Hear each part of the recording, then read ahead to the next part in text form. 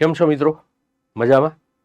સરસ મજાના. બધાય જે લખ્યા નવરત્નો, 9 જેમ્સ ઓફ ધી અકબર, બરાબર? અકબરના દરબારની અંદર જે નવરત્નો તો તમે જાણો જ છો, આ બધાય તમારી સામે.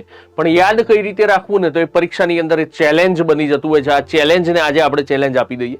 તો યાદ રાખવા માટે તમારે બીજું કશું જ નથી કરવાનું.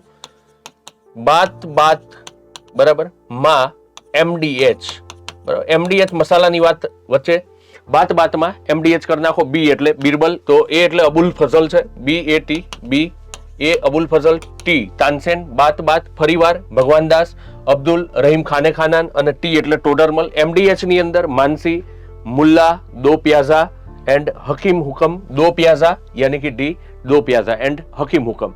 તો મિત્રો બાતમાં MDH આવું યાદ રાખી અને સરસ મજાના તમે આ નવ રત્ન જે છે એને યાદ રાખી શકશો.